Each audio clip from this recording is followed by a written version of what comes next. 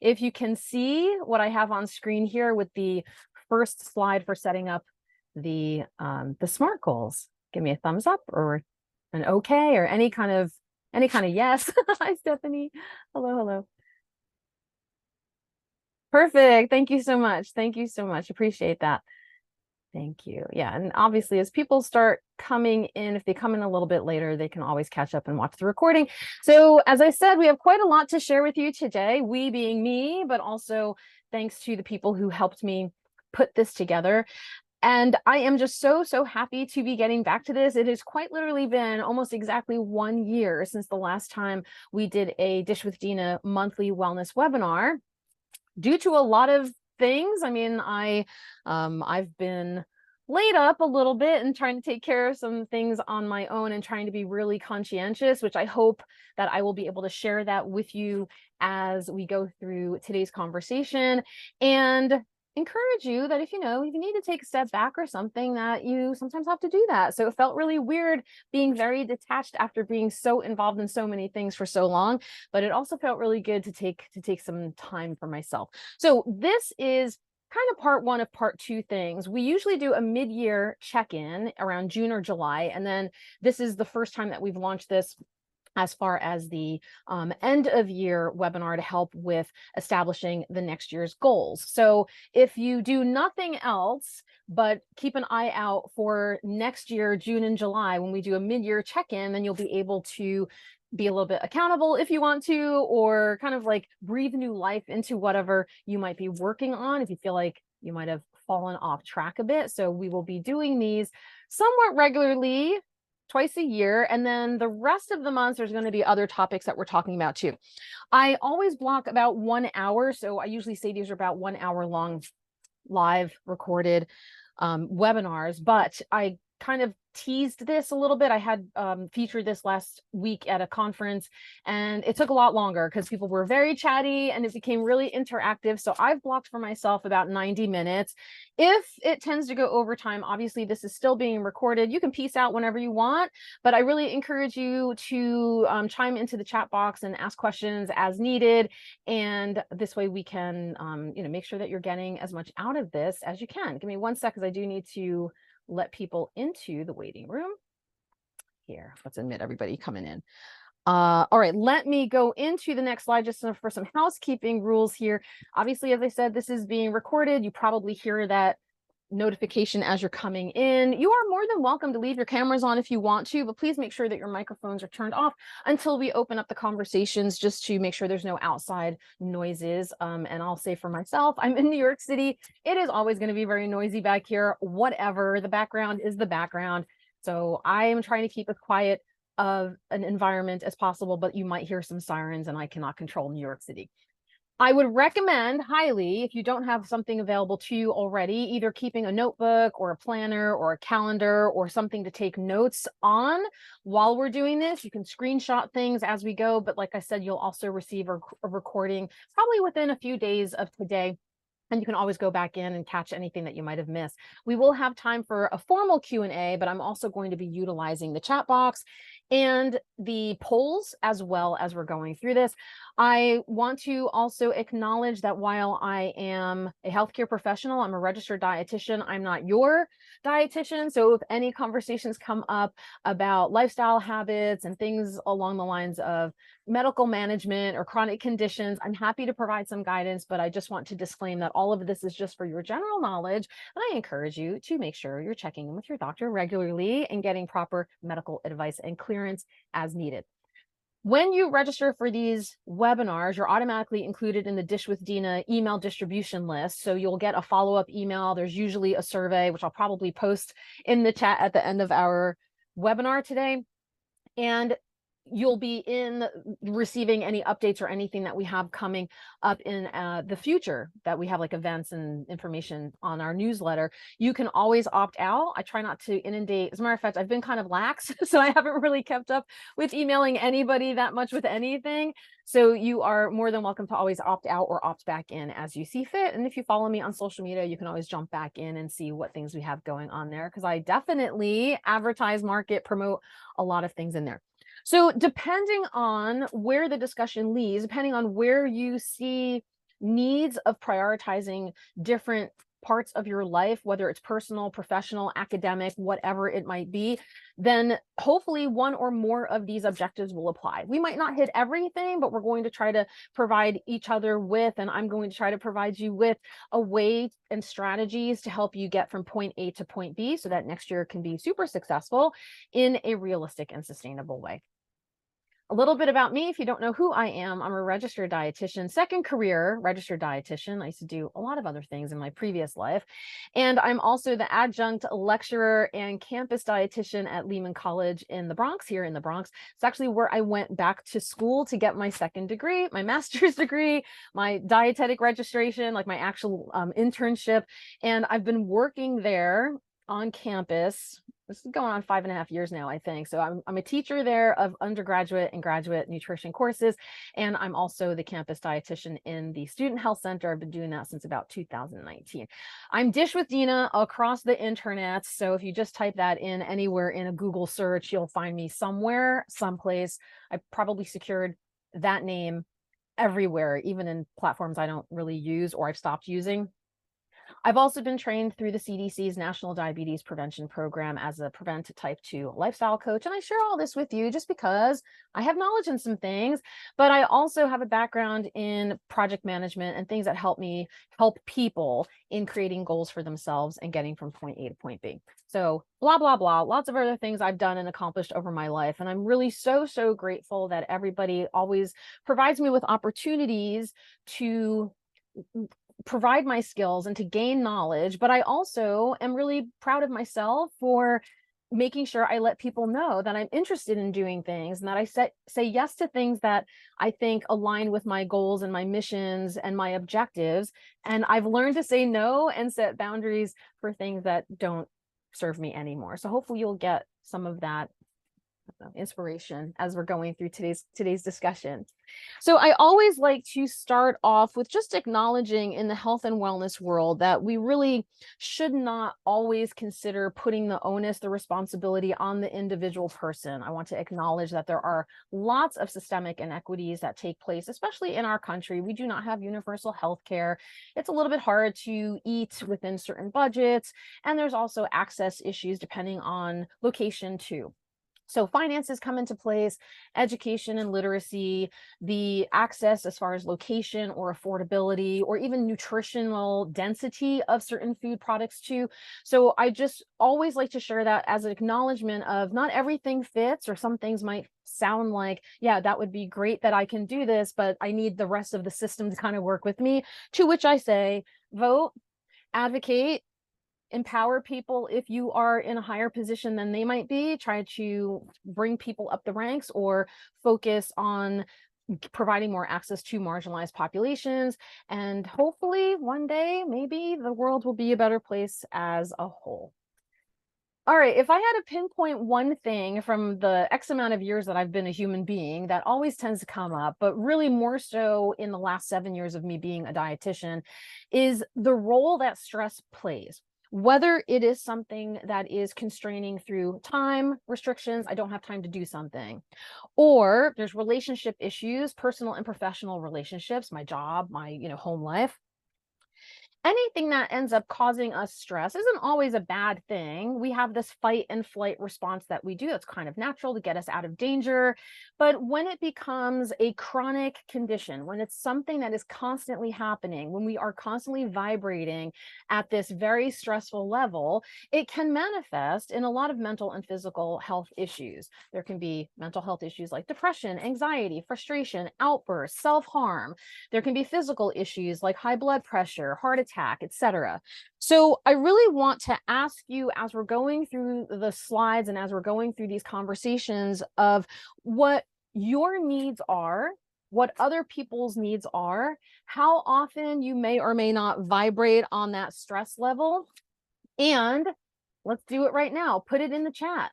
As it is right this minute, with whatever's going on in your life, on a level of 1 being totally smooth sailing, no stress whatsoever, to a level 10, I'm about to do something dangerous. Share with me in the chat what your stress level is currently. I'll put mine in here too. you know what, I'm probably lying when I say this. I'm going to say I'm a 6, but I'm probably more like an 8 at this point. Lots of deadlines. The end of the year is upon us. I'm here, you know, obviously sharing guidance with you, but I'm also a human person with other things going on in her life. And sometimes I have challenges and stressful situations as well. So the goal is to help you manage this stress by putting some things into place, by helping you develop some goals and strategies to get, again, from point A to point B in a realistic fashion. That doesn't feel like it's going to be more stressful, or to help you alleviate that stress by reducing whatever might be causing it. So this could be these uncomfortable but necessary conversations that you have with people in your life, with yourself, with delegating things. And we'll talk a little bit more about that too. Okay, let's take a look in the chat. Michelle at a 2. Good job, Michelle. I'm really happy that you're able to keep some stress at bay. We have some 6s in here too, Stephanie and Dawn. Latrice at a 4. Okay, so that's good, Latrice, right? Kind of like borderline. It could be a little worse, but it could be better. And Anna at a 7 or 8. So Anna, I hope that after today's conversation that you maybe have some strategies that you can utilize to decrease that stress level for you. We are going to focus on what I'm calling these 7 dimensions of wellness. Sometimes we call them the 4 pillars of health, and we focus on things like food/nutrition, physical activity/exercise, self-care/mental health support, and what's the last one? Sleep, and sleep habits as well. That's usually like the 4 quote unquote pillars of health. But we're extending this a little bit and going a little bit deeper. But I also want to just make mention here that quite literally everything is interrelated. If one pillar or one dimension gets ignored, other things can potentially fall down or be affected. Or if one thing is being addressed and acknowledged and tended to, then it can also affect the other things as well. So I'll share with you in the coming slides, and I'll kind of go back and forth a little bit because it's possible, you know, you might not remember all of this, what I'm showing you, but I'll share with you on the coming slides some examples or definitions of what these pillars are considered. And then I'm going to ask you kind of to look through and see what might be your top one. So keep these things in mind. Hi, everybody. Thank you for joining. So physical well-being, as you see on screen here, this is a variety of behaviors that include literally what is going on inside your body. So things that are nourishing you, things that bring you enjoyment on a physical level, things like sleeping, and substance use as well. If you find yourself partaking in smoking cigarettes, drugs, alcohol consumption, if you see that to be an issue, that could also be an issue with leading towards financial issues or problems at work. So think of things that are along the lines of what you see on screen here being tied into your physical well-being. Your mental well-being includes all aspects of your mental health, including, as you see here, your emotional state, how you interact and engage, right? Like you're feeling stressed out over something or anxious over something, how you think, feel, behave in your daily life, coping with what is considered, you know, normal or typical difficulties, and then how you manage stress as well, how you're treating yourself and the environment around you as well to manage that, to control that. Your social well-being has to do with interacting with different people in your life, being your community, however you define your community, whether it's your personal circle, your professional circle, those around us, things like relationship, consent, communication skills, support system. This is also part of your social well-being too, building that system of people around you or services, resources that you are able to address and reach out to in need of helping support you. Next up is spiritual well-being. This involves our set of beliefs, our principles, our values, things that give us direction and purpose in our life. I know sometimes we just kind of, you know, turn the key and motor through like we're on autopilot, but it helps to figure out what the why is. So on this side of things too, I want you to consider, as you're going through the strategies and changes that you might be making to set your goals, what is the reason you're doing stuff? Okay, is it you want to get ahead in a promotion because that will help you with status and confidence and bringing in more finances? How is that tying into the rest of your life? And we'll also talk a little bit too later about sacrificing. So seeking meaning and purpose in our everyday lives, and ultimately that is a form of wellness as well. Next up is your environmental well-being. So this could also be the physical space around you. This could be nature, how you treat the planet, how you treat your living space. And we'll talk a little bit about that too with, like, a cluttered desk is a cluttered mind. So maybe sometimes stress comes from just your living space or your workspace, of providing to you a sense of peace and wellness as often as possible, and the impact that the surroundings have on your wellness. Financial well-being. So obviously this is finances, money coming in, going out, how that also impacts your overall wellness. So remember, stress can be related to a lot of things. If you're struggling with money, that can in turn affect your relationship, your own personal mental wellness as well.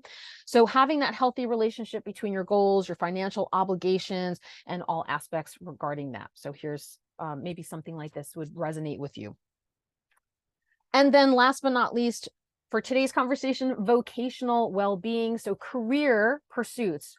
Are you working a job, or are you invested in furthering what you do as part of a career? This involves preparing for and utilizing our skills, our talents, in order to have some bigger, broader picture as to what we're doing, allowing yourself to acknowledge that work doesn't have to kill you. Like, you're trying to establish some sort of professional development, but not at the cost or the sacrifice of what it means to be back home, or how it affects your mental health as well.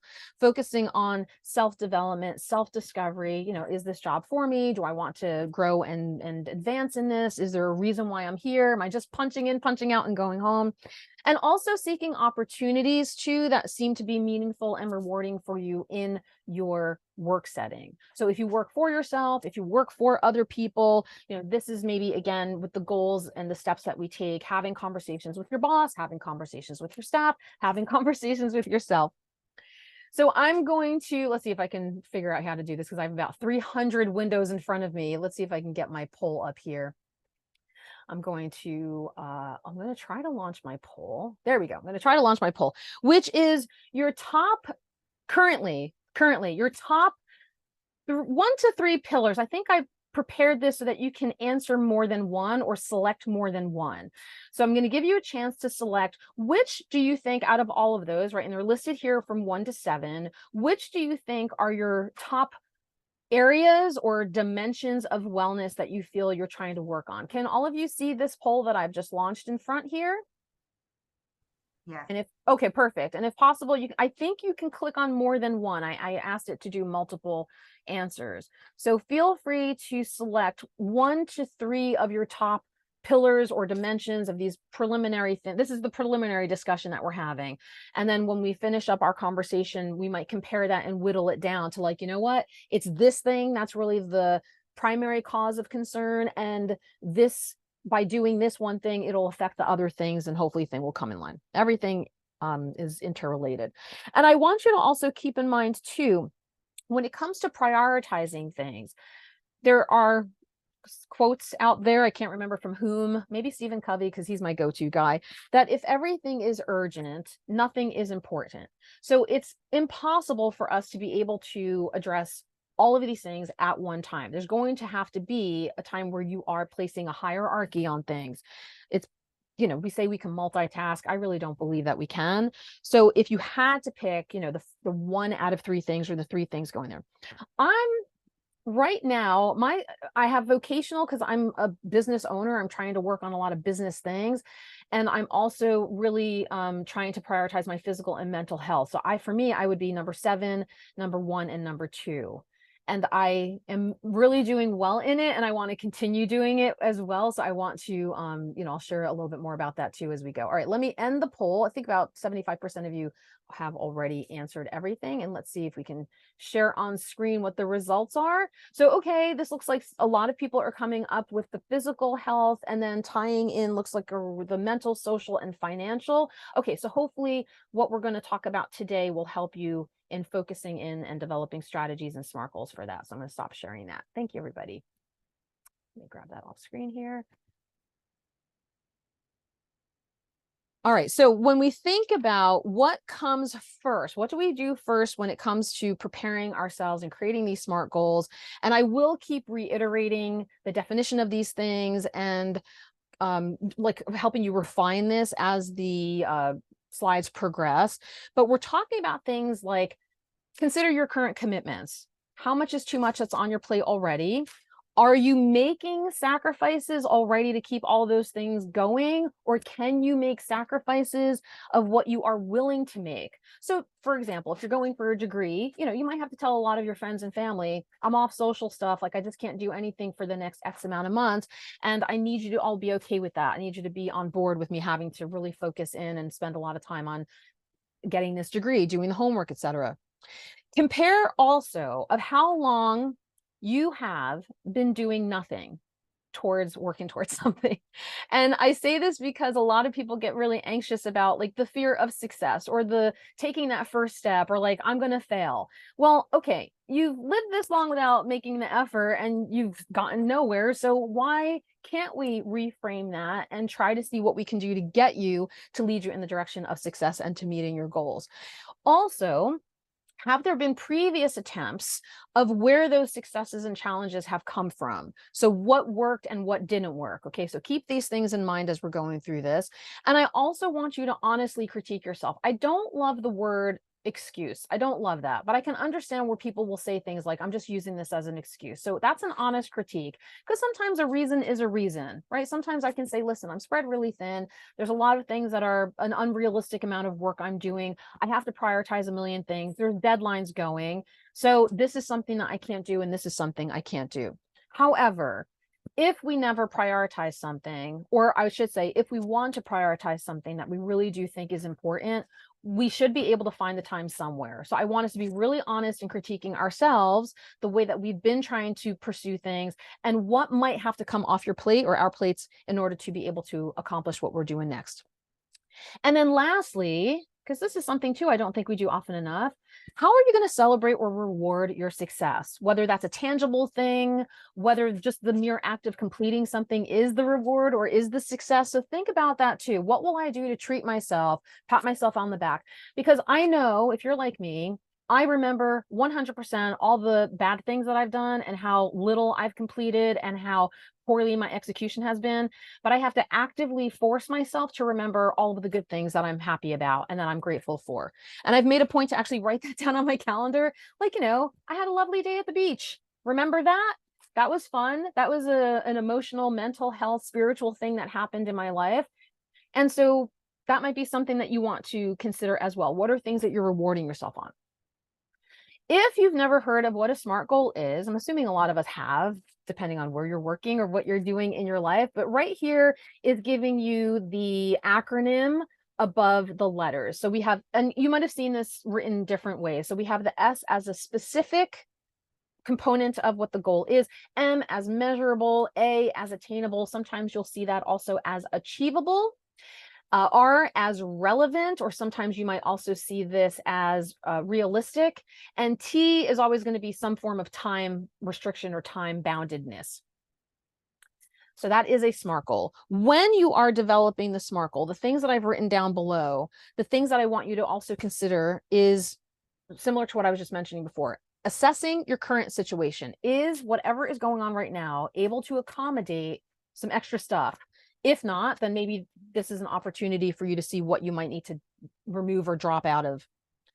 The second thing there of pinpointing what we call the pain point. What is the thing that's causing the friction? What is the trigger that happens? What is the cue? These are all words that I like to define as like the thing before the thing. What stops me from doing something or what helps me do something? So as an example, right, if I'm stuck on a train coming home from work, I can't control that, but that definitely throws off my schedule. So when I arrive home, I might not have time to make dinner. I might pull something out of the fridge, or I might make I might decide on doing takeout instead. Okay, so that's the thing before the thing. I had no control over it. But if I want to work out tomorrow morning, the thing before the thing would be tonight, I lay out my workout clothes, or like right now, I actually have my workout clothes because as soon as we're done doing this, I'm going out for a run/walk. Make sure your sneakers are out there. Make sure you have no reason to say, oh, I forgot to do this or I couldn't do it. So that's the pain point or the problem that is standing in your way. And the third thing on here is listen, I don't know if this is a cultural, generational, national issue we've got going on, but this need for immediate gratification has got to stop. Like I'm done. I'm done with thinking I need everything to happen yesterday. I'm done. I am happy with delayed gratification. I'm happy taking my time. There is a quote also about that I think, overestimate how much we think we can get done in 1 year and underestimate how much we can get done in 3 or 5 or 10. So I want us to be really patient with ourselves. We are setting up short-term goals to lead in the direction of long-term goals or whatever we want to pursue. So an example of that would be, I want to run a marathon by next November. Okay, that's fantastic. That's a wonderful goal to have. And as we'll see, SMART goals means, how are we putting that into place? I'm going to walk around the block. I'm going to run around the block. I'm going to run a 5K. I'm going to run a 10K. We're going to lead ourselves in the direction of getting there. Slow and steady wins the race, literally in the example I'm giving, and slow and steady, like low and slow, like I say, like a low and slow flame under a hot pot of chili. Those are always the best kinds of chili. Next here, I want you to consider what is known as the iron triangle. My previous life, I used to be a project manager. So this would be how I would discuss with my team or anyone who was hiring me, of thinking about the quality of what they wanted to get done. So you have the scope, right? The like larger frame of what is the thing that is going to be done. So whether I'm building a building or I'm building some sort of goal for myself, how much it's going to cost me, whether it's money, blood, sweat, or tears, and the time that it's going to take me to do stuff. You can only pick 2 out of 3, my friends, for there to still be quality, because one of those things is going to have to fall aside in order for the other 2 things to really step up. So this is known as the iron triangle in project management, but I think it also really applies to what we're doing here. So time, as far as representing what the schedule or the timeline is for yourself, the specific duration in which we're going to be meeting those goals that we're preparing for ourselves. The scope is the objects, the deadlines that are coming in, all of the features that might take place of what we need to do. So again, as an example, right, I want to complete a degree, but I want to get it done in 6 months instead of 2 years. Okay, so there's a time issue there, but you might have to pay more to get done quicker. You might have to sacrifice a lot more time, or maybe quit your job in order to be able to do that in a shortened amount of time so that you can be done with it quicker and move on to whatever the next step of life is. And then reiterating what I said, with please making sure that we're moving low and slow, right? Taking these small changes. And truth be told, even though that kind of looks like a pretty linear progression up a staircase-ish, it's a little bit different than that. I tend to see progress as very loopy, and sometimes there are relapses involved. But ultimately, if you're making some small step towards whatever your goal is, your end goal, then you're going to end up having some progress and success. And if not, that's an opportunity for us to decide, where can we kind of go back and review what went wrong. All right, so let me jump in here with giving you some examples. Actually, let me go back for a second. See if I think let me jump in here with just giving you some examples of the dimensions of wellness. So for those of you who chose physical, I want you, in a second, we're going to write down some things, but I want you to consider what you have in mind. And I've written here some bullets of like examples of goals that are not very smart, with the exception of the first one. I've given you an example of how to smart in that goal. So if the exercise is something that you're wanting to move towards, then the first goal, the first SMART goal might be, go for a 20-minute walk 3 times a week for the next 4 weeks. You have something specific, you can actually measure it, and it's within some sort of time frame, right? It's not indefinitely or just for whatever, a week or 4 weeks. Like, you can actually measure how long. You can tick it off on your calendar. Anything else here within the physical dimension, if that's something that you chose, think about how you might want to term this as far as being a SMART goal. And you could make notes right now if you want to. I really encourage you to do that as you're thinking of the goals, as you think of those dimensions that you created on that poll I sent out earlier. Think about how you are wording the smartness of that goal. Here's another example under the mental well-being. Okay, 4 different bullets. I chose the first one to be a little bit more specific and add the SMART goalness to it. So I want to be more mindful in whatever I do, whether it's eating or just, going through my life. So here's a SMART goal for the next week. Every time I sit down to eat lunch, literally every day. Okay, so 7 days out of that week, just for 1 week, I'm going to spend 1 minute, whether it's a prayer, whether it's just to look down at my plate and be thankful and then say, let me savor the smells, let me sit there and taste and put the fork down, and I'm going to enjoy my meal.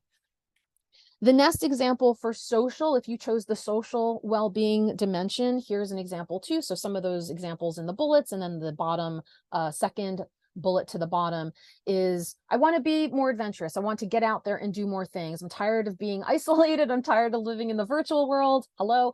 So for the next month or 3 months, I'm going to attend a networking event. This could also be tied into your professional goals as well. And right on top of that, I'm going to make sure that I bust out of my comfort zone, step outside of my shell, introduce myself to at least one new person, and then make sure I follow up the very next day saying, thank you, it was nice meeting you, and I'd love to do this again, or keep in touch, whatever that is. Okay, so think about the wellness goals, the dimensions that you chose, and how you might want to write those down. And I'm encouraging you to write as we go. Spiritual. So again, you have a handful of examples here. Second, the bottom one. If you're dealing with some strife at home, you have a lot going on, kids are calling you, partner's calling you for everything, you're feeling a little bit spread thin, this might be a time to say, you know what, for next year, we're going to start plugging in an hour family meeting once a week, every Saturday, every Friday night. We'll order pizza. Let's see how it goes for the next couple of months, but we're going to assign someone to take notes, and we're going to make sure somebody follows up with, checking in on accountability of addressing whatever those issues are the very next day. We have some sort of plan going forward. And by the end of the year, maybe some of those things that are causing us a lot of rifts in our relationship will be resolved. In the environmental well-being here, again, another example. This is me. This is exactly me. And I'll tell you something, it doesn't always work like this, but I try my best. So maintain a clean and organized space. I live in a very tiny apartment. Things get piled up very quickly. I try my best before and after my end of my days, the beginning of my days, to tidy as I go, even if I just make a pile. But laundry is bananas. So for me, I try to make sure that I have carved out time at least a few times a week, usually 1 time a week, to not just do the load of laundry. Maybe you can all agree with this, right? Not just to do the load of laundry, but to make sure that I fold the laundry and put it away as soon as I get home. Otherwise, that bag is just sitting there. And I know my boyfriend's on this webinar probably laughing at me because it's been a while since I've actually followed through with my goal. Don't judge me. Next one is the financial well-being dimension. So if you chose something that had to do with your money situation, I gave an example here of, I want to go on vacation, or I want to buy a house. Okay, that's lovely, but that could take a while if you're not necessarily set up just yet to make sure that you're contributing funds. So here I put an example of set aside 10% of every paycheck. As you can see written down. You could also reverse this, as in reduce my expenses, maybe eat out less often so that I can use that money towards whatever my vacation is, or whatever thing I want to purchase, or saving money in some other way. So I hope that these examples are kind of helpful to you in understanding that it's not just about stating a statement, and we're going to do a little activity shortly. And then last but not least here, the vocational wellness dimension, examples given here on top, the very bottom one about getting a promotion or asking for a raise. Sometimes it's not as easy as just walking in and saying, hey, I deserve whatever. You want to, and especially if you're feeling not so confident, you want to make sure that you come in with something tangible in hand. Here's why I deserve it. Here are all the things I've done. So maybe blocking off some time to reviewing your past, whatever projects you've been working on, the outcomes and results that you've had, however much increase in sales that you've got in your department, to really say, like, here's an outline of what I'm going to present to my boss when I sit down and do my one-on-one meeting with them, and explain to them, here's why I think I deserve that promotion or that raise. So these are examples of that. Okay, I'm going to go back to the first, I think that first one. Should I go back to the first one? Yeah, I think I'm gonna go back to this. So you just have everything in front of you. So bear with me as I go all the way back to this thing here, right there. And I'm going to set the timer for, let's do 3 minutes. I'm going to set the timer for 3 minutes, and I'm going to mute myself. Let's write down. Okay. So if you haven't already done it, take some time, review whatever your dimensions of wellness are, and let's write down in a smart fashion of our top 1 to 3 goals are. So I'll set the timer now and I'll come back in when it's going off. Or actually, that's funny. I think I might have set the timers on the PowerPoint. Anyway, whatever. You got 3 minutes. I'm muting my mic.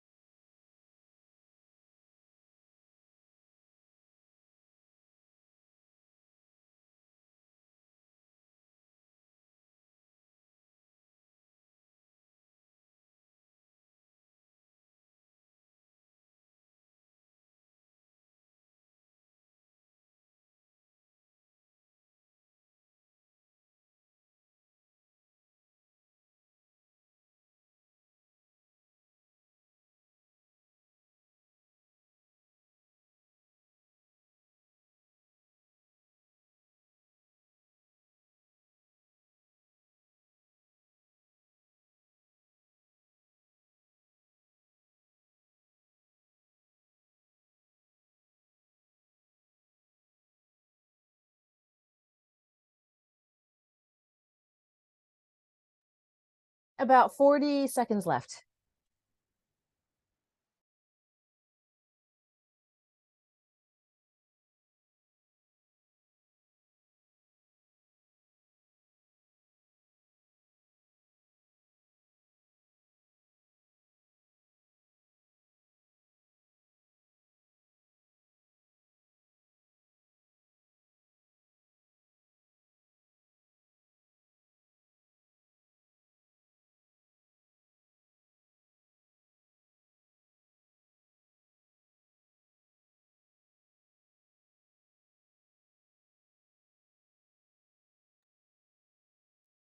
Okay, 3 minutes.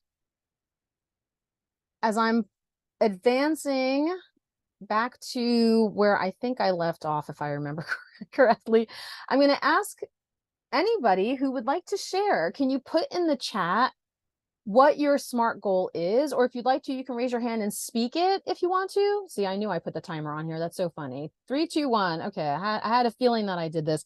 If you'd like to copy paste it into the chat, we can share a SMART goal with each other. And then we can give each other some guidance if we feel like it's not smart, quote unquote, smart enough or too smart. And let's see what some of you have come up with. Don't be shy.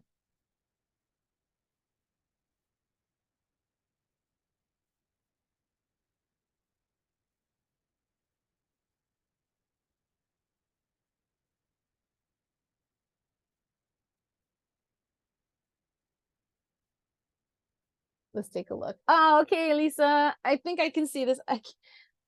I can't find chat. Oh no, where's the chat? Okay, if you hover, if you hover, I think over your window, a little pop-up like control box should happen there.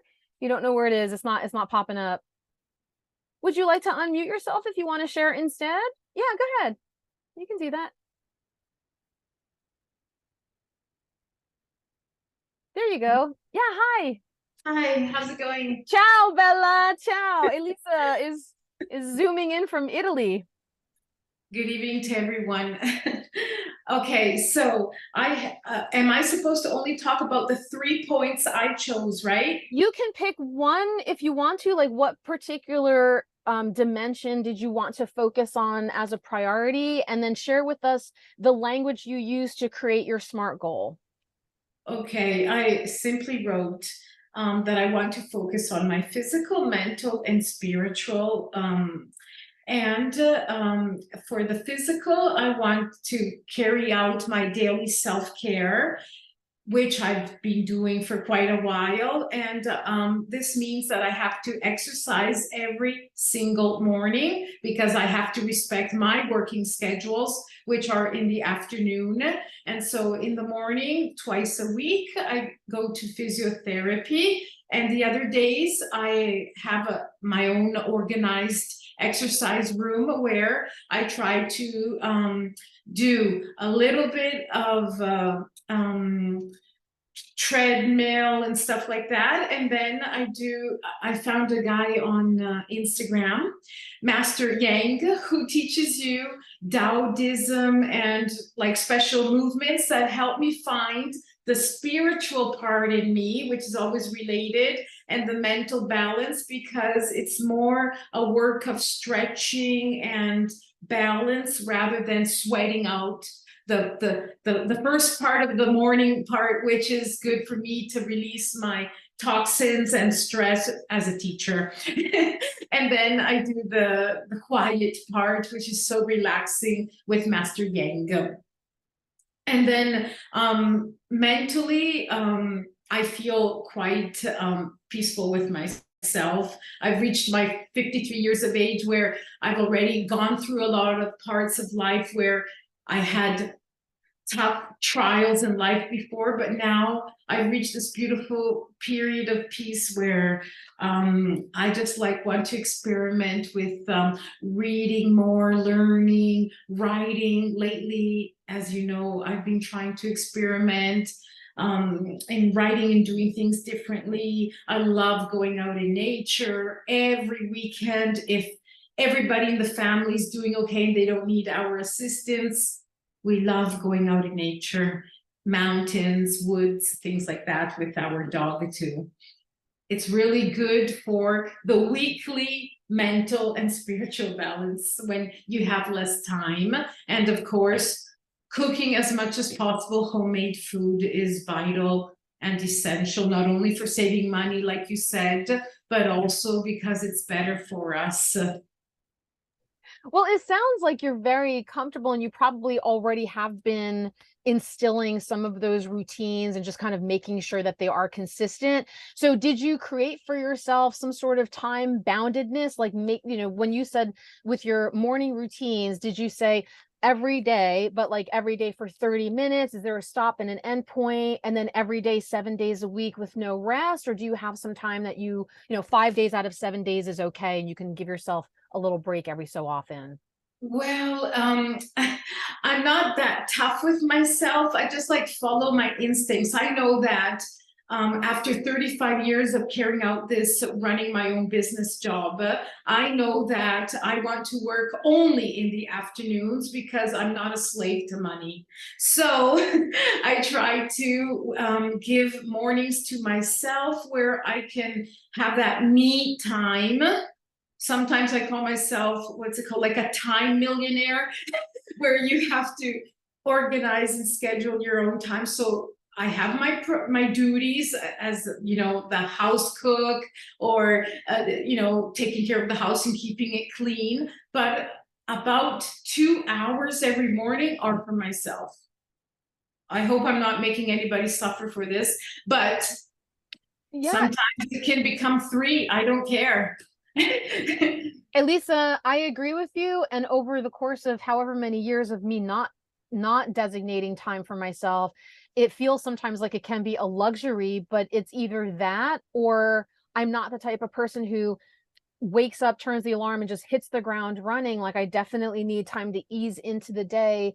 And so I front load. And so over the course of time, what Elisa is talking about, and what I think I'm still working on, but I'm getting there, is these SMART goals, especially if you have never done something before, or you've fallen off track, or this is the first time that you're trying to implement a strategy, that this will become a habit that becomes almost like a non-negotiable. It's something that, you know, if everything else in your life doesn't go as planned, you know that you've already accomplished these particular routines or steps towards meeting your goal. So for now, if you aren't there yet, as I advance through some of the slides, we'll show how you can get there. But at some point, it just might become second nature. Like, you don't even have to think of it anymore. It's already time that you've set out for yourself. Thank you so much for sharing all of that, Elisa. Welcome. And I highly recommend people follow you on Instagram, because you bring so much joy to so many people. And I just absolutely love watching you embrace life like you do. Thank you.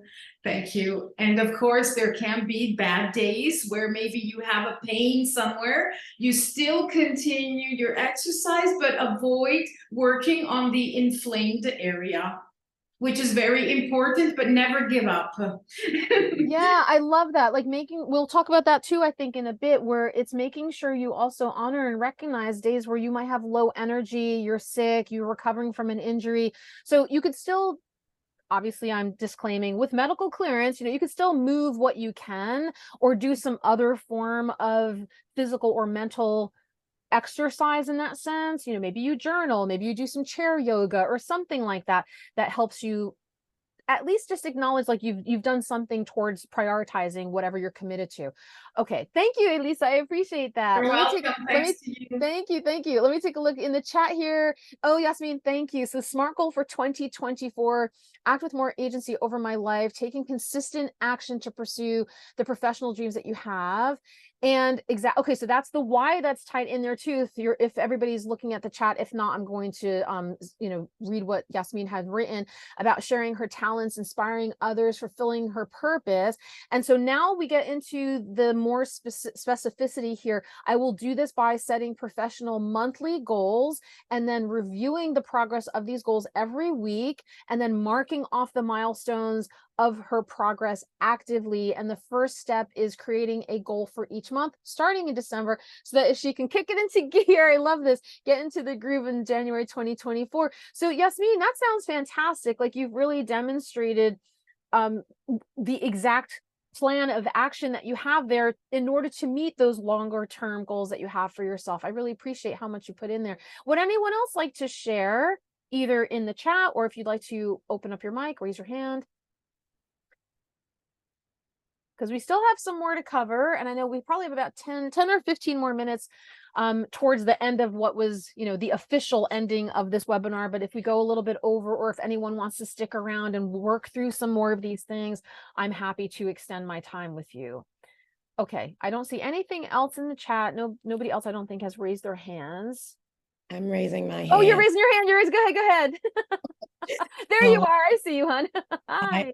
I just wanted to add the importance of writing, right? So I've known Dina for a while, and we actually used to really create documents that were, I don't know what she's been doing, but I have definitely fallen off of making documents with these specified goals, right? And I just feel like, when I don't see them physically written somewhere that I can see consistently, then it's easier for them to just kind of go to the back of my mind. So I just wanted to stress that this is part of why I said, that it's important to review them. Okay, but they need to be written in a place where I'm mindful of them, and I'm constantly reminded of these goals in order for me to I feel like really take that agency, as opposed to having these thoughts in my mind of what I would like. So that's all I wanted to add to that. You've added it in a perfect place, because I'm about to ask everybody exactly that. We're going to go into, okay, so you have an idea, or you have the language. So I'm going to ask you now what your productivity tool of choice is. I'm launching the productivity poll.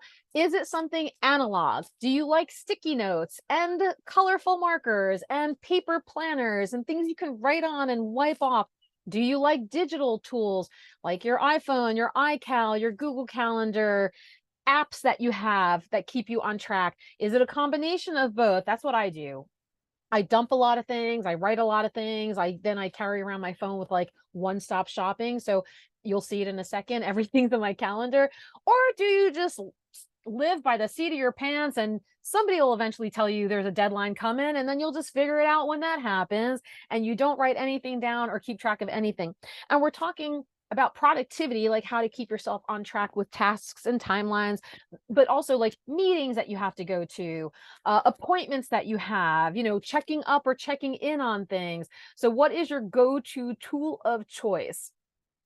Yeah, Stephanie, me too. I got my dumping ground. I have like 57 apps and all these different things, but then it all gets filtered in. And like Yasmin said, I kind of take that every Sunday and I just like do a quick dump in there. Okay, I think we got about 60% of attendees have answered, and Latrice says a combo. Thank you, Latrice. And it looks like, okay, that's interesting. So it looks like most people use a combination of both, and some people stick to just the analog one. Okay, that's very cool. Like I said, I like the combination. I love office supplies. I love the color sticky things, and I buy all the things that I think are cute and adorable, and I use my planner in that way to decorate it, and then I probably don't actually write as much as I need to in it. So thank you everybody for sharing. Let me take that off screen there. And this goes into the next discussion of, once you have an idea of what it is that you want to do, much like Yasmin just mentioned, to start adding it to whatever your schedule is. If it's a planner, a day planner, an iCal, a Google Calendar, a task list, like whatever it is that you go to look to, a refrigerator thing that you might have, wherever that you include your appointments, your meetings, but you should also be including other things too. I'm going to share with you in a second here, coming up on the next screen, of what my calendar looks like. And when people see this, they're like, oh my God. And I'm like, but this is just a visual representation of everything that I do or plan to do. It's probably no different than anything that you are already doing, but you might not have it scheduled into your calendar. And so the reason why I do this is because I don't keep anything in my brain. My brain's already done. It's gone bye-bye. There's too much going on in there.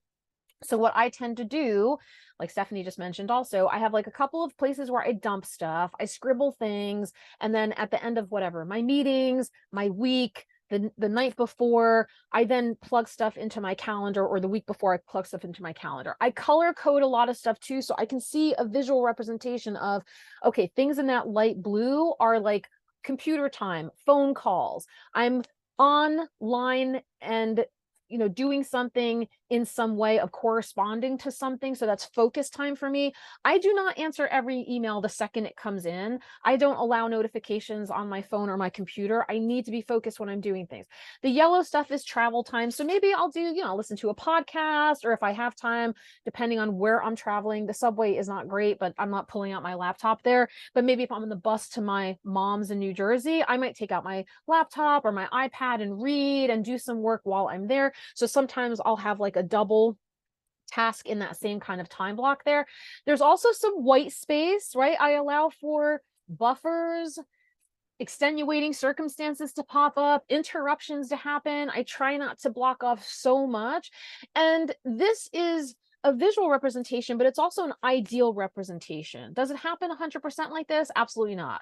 There's definitely times where I'm like, well, that went to pot, or I forgot to do this. Or sometimes I come home and I'm just mentally or physically drained from what my job is. And so I move things to the next day. What I tend to tell people is try not to let two things in a row go. So if you've not worked out on the day you wanted to, try to not work out on the next day. Try to make sure you immediately follow it up with something. If you fall off track with keeping on managing your condition, making sure you're sticking to some sort of meal plan that is nutritionally dense or healthy for you. Okay, so you had a takeout night. All right, whatever, big deal. You indulged a little bit, you stress ate, maybe you were mindless in what you were eating. Try not to do that 2 days in a row. Try to make sure you kind of course correct. And so here again, just as an example of how I plug things in, and because it's digital, I have a lot of space. So if I were to open things up in there, I have like the phone numbers listed that I need to call. So on my phone, I can just click it and it automatically calls the person I'm calling, or it'll have the link to the Zoom meeting that I'm going to, or it'll have like an agenda of things that I have to keep in mind, or my shopping list is in there too. So it's kind of one-stop shopping for me when I do this. We're going to talk a little bit too, as I mentioned earlier, with the commitments and the sacrifices and things. And again, just to reiterate, I realize we're coming up on the hour. So if you do need to bounce, feel free to do so. This will continue recording. But I want us to think of things that you may not have set boundaries for before, whether it's with yourself or with other people. When I gave the version of this workshop last week, there was a person in attendance who just kept saying, I try, but I can't. I'm at work and they keep dumping things on me. And I had to say, all right, let's stop for a second and just acknowledge. If everything is urgent, nothing is important. If you're always putting fires out, no disrespect to whoever is working with you or is giving you the work, but that is clearly a poorly managed environment. There's either not enough communication or really bad planning to make sure that you're not always putting out fires. You as a human being, but also if you're an employee, if we're talking about the work setting, you are not productive when you're constantly running around chasing after things. It's just not a way to be. So you want to make sure you're doing things that allow you to be as efficient, effective, and productive, whether it's in your home or your work or your academic pursuits, whatever it is. So here in front of you, the things that I'm going to ask you to do is consider, and as I'm talking, you can think of this too. So I won't set another, minute to work on this, but think about things like this too. Boundary setting, with yourself or with others. Do you have to have a necessary but uncomfortable conversation? If so, that goes in the calendar. Write that down. Start figuring out what it is that you need to do to set that boundary. I will no longer work past 5 o'clock. I will no longer not go for a run, more than twice a week. So I'm setting boundaries with myself. I shut this off in order for me to do something else. Delegation. Again, this could be a luxury or a privilege, people, places, or things, services and resources. I set aside a budget with my boyfriend that we order food to be brought to our home. I would love to go grocery shopping. I love food. I'm a dietitian, but I also love cooking and eating. So I'd love to be in a grocery store or at a farmer's market, but sometimes I just can't do it. So I pay the $4 and change to have somebody bring me my groceries every week. And it allows me to save that time of going shopping and then having to, pack and unpack everything when it comes in here. So can you afford to set aside a budget or create a system? This also could be delegating your Google Mail, your Gmail, into folders. Yasmin, you and I did this if she's still here. Yasmin and I did this too. I have, newsletters galore. I have things from school and things from work and things from personal stuff. So I automatically set filters so that things go into different folders. And then when I'm in that email zone, I can scroll through and be like, these are things that are a priority. I have to review this. The rest of this stuff I can read on Saturday when I have time, or when I'm traveling, I can go through those emails. Then the last bullet on here is this start, keep, stop approach that I like too. Similar to kind of, honing in and being honest with yourself and maybe creating some sort of audit, whether it's like a literal audit of the time that you spend, the 168 hours of your week of what you're spending on there, or a life audit of how much energy you are putting into something. Where can you make adjustments in either what you need to start doing in order to meet your goals, what's working, what seems like this is stuff that's great, I'm going to continue, like Elisa mentioned before, these are things I'm used to doing, they're already in my calendar, it's second nature, I'm never taking these off, they serve a purpose, they align with my mission and my purpose, and I'm going to continue doing those. And then, is there anything that you need to stop doing? So this can all be somewhat interrelated as well. But what are things that you either, okay, like decreasing social media time? That's me. I've really tried to let go of it. I also acknowledge that there's some sort of necessary evilness to it when it comes to business building. But I'm really trying to make a conscious effort of, here is when I post and here is when I mindlessly scroll. And then I stop doing that for the rest of the day, because that could just be a time suck. And I mean, then I don't, I'm not focusing on everything else that I want to get done. And it's really embarrassing at the end of the week where I'm like, oh, right, because I spent 4 hours on TikTok. That's why I didn't do like that. Don't do that. Like, just go and, live your life with purpose. TikTok is going to be there whenever you need to be there, but that's not to say you can't have mindless fun times, but you get where I'm going.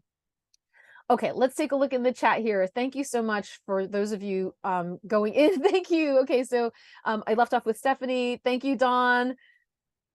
Thank you, Daphne. Agree with me on that one too. Yeah, you're welcome, Stephanie. You're welcome. And yeah, and setting boundaries is definitely important too. So think about that too. And I really do encourage you, even though January is what we're focusing on, but like Yasmin had said earlier, if you have time this week, start looking at your calendar, your schedule, whatever you're piecing together, wherever you're prioritizing, and let's come up with let's do another poll here.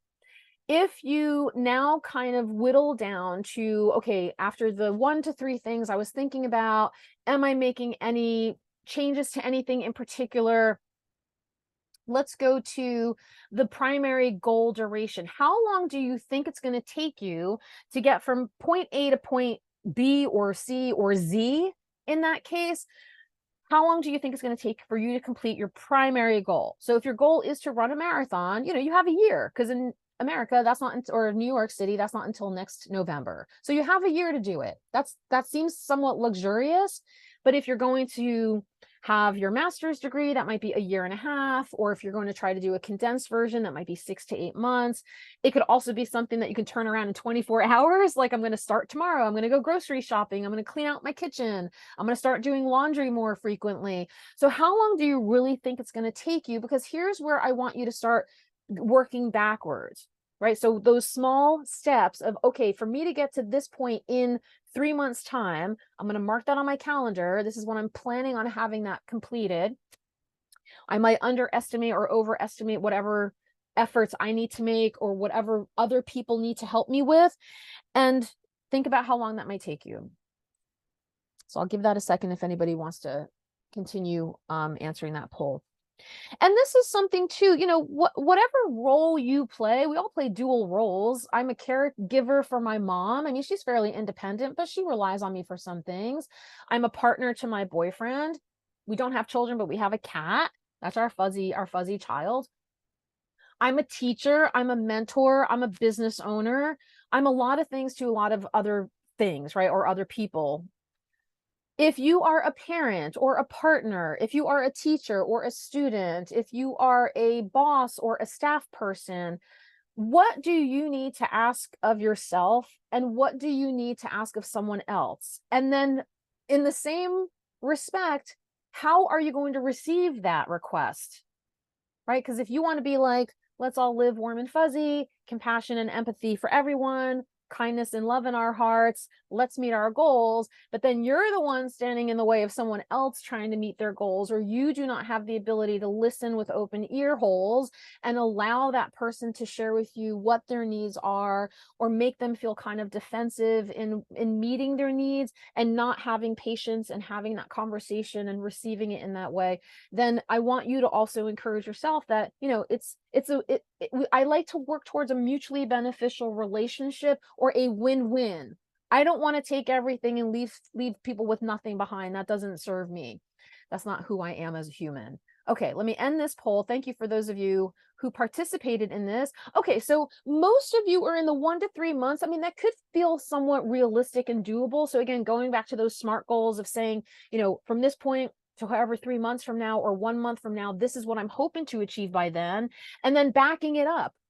All right, well, I do this all the time. I go, well, that didn't work, or next Friday doesn't work, or okay, next week's a holiday. So now I have to kind of maybe either give myself more grace or extend my deadline, or maybe work twice again, that scope and cost and time. I might have to go, maybe I do sacrifice a night of, chilling out and watching TV, and instead I have to like catch up on whatever I'm doing and building my online courses or working towards my work goals because I want to be done by January. So I hope that this has been helpful in kind of breaking down the needs. I mean, this is stuff that you may already know, but it really helps, I believe, when we come together and share and hold each other accountable and kind of leave space or hold space for all of us too, to say that, you know, I know what you're going through and I'm here for you. And I'm hoping that you are successful in what you're doing. And so I'd love to open up this conversation. If anybody has any questions, comments, or feedback, either you can throw that in the chat or raise your hand. If there's any things that popped up that feel appropriate that you'd like to share, or any questions, comments, or concerns that you maybe need some support from the rest of us here while we're all together. And I'll leave some space if anybody wants to chime in or if anybody's still typing in the chat. Right, because Daphne mentioned earlier about setting boundaries being the problem. So the question then, if that's something that other people are recognizing too, like I have an issue with whatever, or this is where I get held up on, you know, what is it that you can do to overcome that?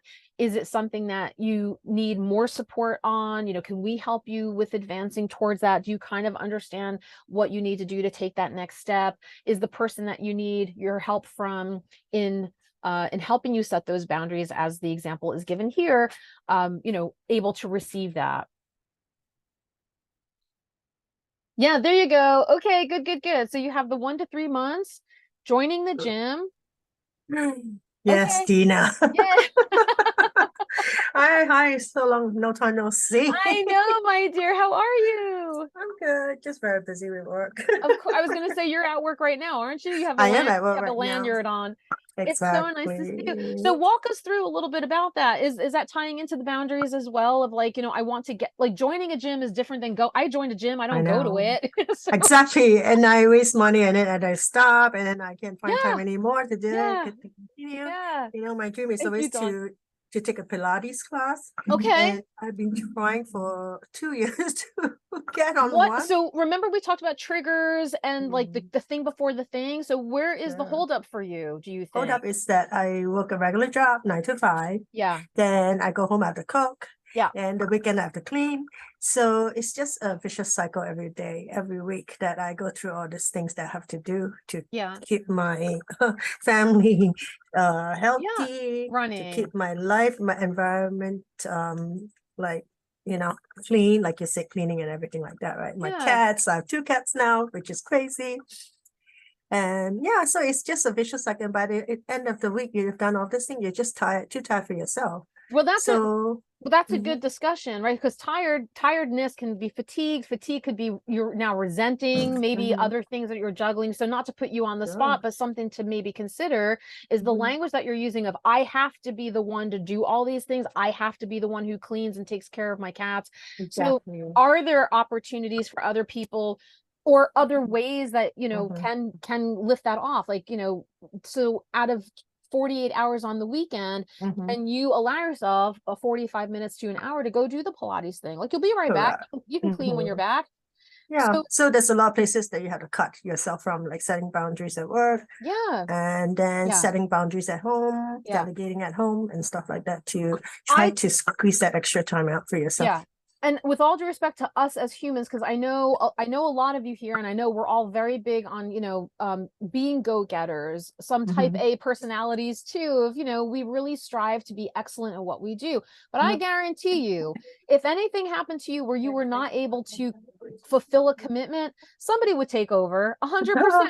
They would be like, sure. if you quit or you got fired or whatever, they'd be like, oh, we just put somebody else in that job. So allow that realism, right? Allow the ability to be like, it's okay if because also we're investing in the future us too. If I do not take my medicine every day, then in 10 years time, I'm going to be worse off where I was. If I do not invest time in myself, then in 10 years time, I'm going to be worse off. I'm going to be resentful. My relationships might fall apart. I might be angry at work. So think of that too, like what the future you deserves as well. And if there are people in your life who can support you, they probably want you to succeed. I'm saying this to everybody, right? People who love us want us to succeed. So Yeah. if we think they don't hear us, maybe it's time to have that conversation again, both with ourselves and with other people too. Yes, I'm sure. I hope that helps, Daphne. I hope that No, helps. it's Any- great. I love it. Anyone else want to share? Anyone else have anything's coming up for them or anything else you want to share? Thank you. Thank you for being vulnerable in that way. Thank you. I'm going to leave the chat open. If anybody has anything else to chime in, please feel free. I'm just going to share with you a couple of things because I'm not trying to like pitch and hawk my wares, but it's been a while since I've seen all of you and I've done these things. So I've been busy behind the scenes. I've really been trying with the help of my interns over the last couple, 6 years, we've been working on this stuff. And I really feel like next year is the year that I'm launching this. I'm putting together some online courses to help people go from not knowing what they need to do to help manage their chronic conditions, specifically a lot of different conditions we're working on. And this is kind of the goal that I want, because I see so many people saying my doctor told me something and then didn't give me anything else, did not refer me to a dietitian, or I don't have time to, take off work to do all these things. So I'm trying to provide them with some registered dietitian evidence-based knowledge on how to help them. And so in January, I'm hoping launching this online courses thing. So if you or anyone and this is helpful for really caregivers as well to understand what the disease state is of people that we work with or are taking care of.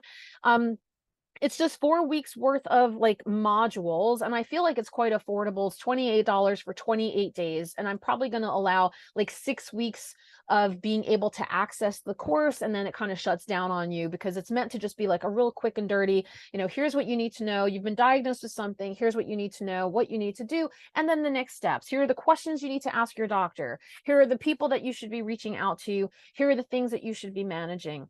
And so I'm hoping that it's received, because I feel like I said in the last 6 years or 7 years of being a dietitian, I've worked with thousands of people, and it makes me crazy that there's not more attention paid or information given. But unfortunately, that's the US healthcare system, right? Get them in, get them out, and just like move more, eat less. And like, there's no instruction given. So I'm hoping I can help that. For people who I work with at a more academic level, because I work with a lot of nutrition students, dietetic interns, and as a lot of you know, and newly registered dietitians, that's where I'm focusing on similar thing. Like I'm trying, I joke all the time that every profession is a pyramid scheme, because you start off doing one thing and you end up being a business coach at the end of it all. So I'm entering into the business coach world, but it's also because I spent 20 years working with mastermind groups. Like I oversaw groups of people from all different professions wanting to set goals for themselves and be successful in some way. And I've had lots of success in that. So again, I'm trying to create a really affordable approach, because it sickens my stomach that, especially with dietetic interns and students, you can't pay thousands of dollars. These business coaches, even just to help you with resume writing or asking for hundreds or thousands of dollars, I can't do it. So I'm trying to focus in like what you might pay if you were going to the gym, $20, $50 a month, like something around that line, or a $60 1 hour check-in, like something like that. So if you know or are interested in, think of things that you think might be interested in, because I'm going to start piloting some of these things and giving some either freebie memberships or free or discounts to things in January, just to kind of like test things out and get feedback from it, since I've never really done anything like this. And of course, if you're not already following me on any of my social media platforms, listen, I hate social media. I really do. I feel very safe on my podcast and very safe on my YouTube channel. I feel kind of safe on LinkedIn, but Instagram and Twitter and what is now, right, Twitter's now X, I have massive anxiety on there. I do it as like just an extension of my business, so people know where to find me. But I highly recommend, as a lot of you who've registered, join my newsletter, join my mailing list. That's where I feel like I can reach out and have a much more intimate conversation with people versus just, you know, random people following me who I don't even know, who like are bots and stuff on things. So I'm going to copy paste. Give me a second just to come off of here. I'm going to copy paste into the chat. If you want to keep in touch with me, if you have not been following me, just a few things. I think you can click on all this nonsense if I put it in like this. I think you can. So I'm putting this in the chat, and for anybody who's not on the chat anymore, yeah, there we go. You can click on all those things if you want to currently follow me. I'm also going to send out in the follow-up email with the recording. Here's my LinkedIn. If you're not connected with me on LinkedIn. LinkedIn is great. I love LinkedIn, especially if I know you, right? I'd love to share opportunities, job opportunities with you, mentor you if you need anything like that. And then I'm going to send this out in the email following with the recording. But since you're here already, and I have you as a an audience here, I'm going to put in the chat. This is the survey that I do at the end of every wellness webinar. So if you have whatever 5-10 minutes time, this was called the 2024 SMART goals. It's always great to get some feedback. There's also a section, it could be anonymous, by the way. If you're like, that sucked, I don't want to go to any of these anymore, you can put it in there. It's fine. You don't need to put your email or your name on it. But we also ask for other topics that you're interested in. I don't mind kind of like refreshing the same topics every year, but sometimes I feel like some of these, like today, some of these are so broad and they can take up so much time that it might help us hone in and fine tune and drill down on other things. And quite literally, you know, any topic that comes to mind, because I also love collaborating with people. So if you are watching and listening to this right now and you consider yourself an expert in something, or have knowledge of something, then we can do a collaboration, do a two-for thing. Elisa knows I did a wellness retreat 2 years in a row, a virtual wellness retreat for like a weekend in December. I didn't do it last year, and I'm not doing it this year because I had some physical issues that I needed to take care of, and it was just a lot of stuff. But I plan to be back with that in 2024 because it was super fun, and it was just kind of neat to like wrap up the year with having a wide panel of people showing up, and we had like interactive things and a workout, and it was totally free. So, I mean, it was a fundraiser, but if you wanted to come for free, you could do it. So for those of you who are, thanks, Lisa. For those of you who are here and still hanging out, I appreciate you. I hope that you continue following me and also being a part in whatever I'm putting out there, because I really think there's strength in numbers and that we're all supporting each other and feeling there's some sort of accountability now for this. So thank you very much, everyone. Have a great rest of your day, and I hope to see you again soon. Bye.